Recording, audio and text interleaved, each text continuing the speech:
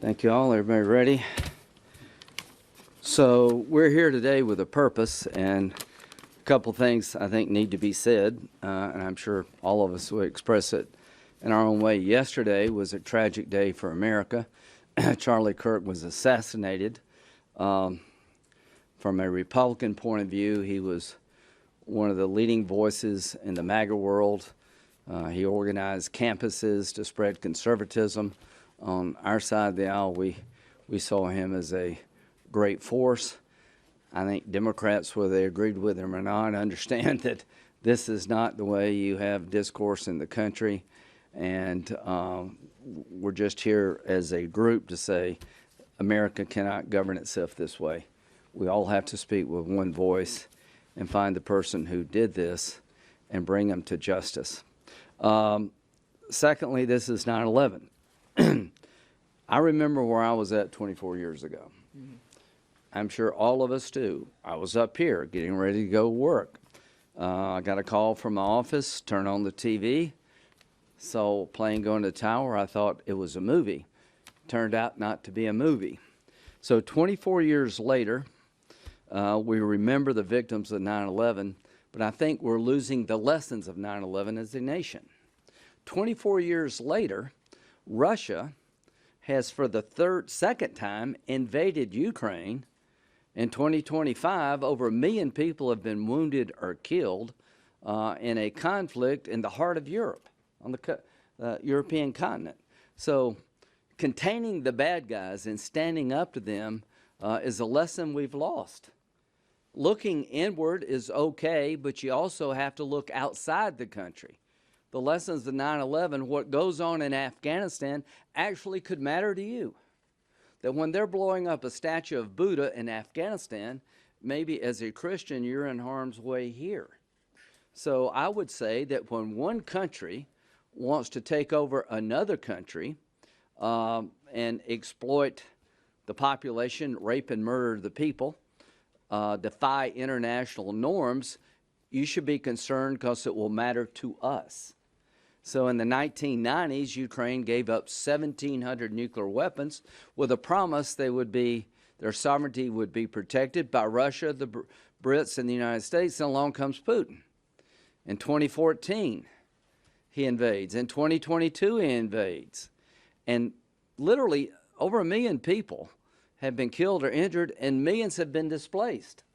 So I would argue 24 years later, we kind of let our guard down when it comes to people like Putin. So what are we going to do today? We're going to try to create another front against Putin's Russia. We're all united about making people who buy cheap Russian oil, China, India, and Brazil, buy it cheap and prop up Putin's war machine, to think twice about doing it by going after their economies. If you buy cheap Russian oil to prop up Putin's war machine, we're going to create a system where you can be tariffed here. Pick between our economy and cheap Russian oil. So we've brought a lot of attention to that matter.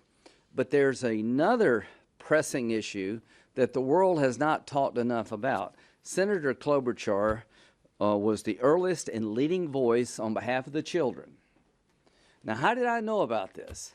Katie told me that Amy's got a resolution about 19,000, 20,000 children that have been kidnapped by the Russians from Ukrainian families. I said, are you sure about this? And yeah, Amy was right. Katie was right to be concerned. This is 2025.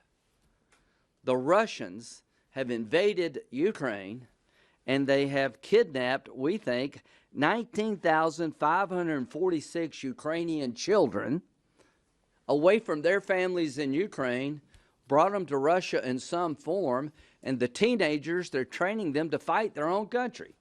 What's the right answer? Do something about it. Get off our ass as a world and make this like unacceptable.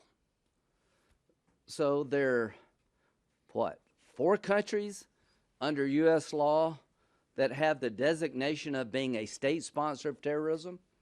We're here today to say you need to add one more. So this legislation if passed, would designate Russia as a state sponsor of terrorism under U.S. law until they return the children. If you want to vote no, we will make you famous. You need to vote. Thune and Schumer need to bring this bill up soon so we can tell Europe and the rest of the world, follow our lead. What does it matter to be a state sponsor of terrorism under U.S. law? Your economy is radioactive. You do business with Russia at your own peril. We have laws on the books that punish state sponsor of terrorism. It's hard to get on that list. Well, let me tell you, Russia's earned the right to be on this list.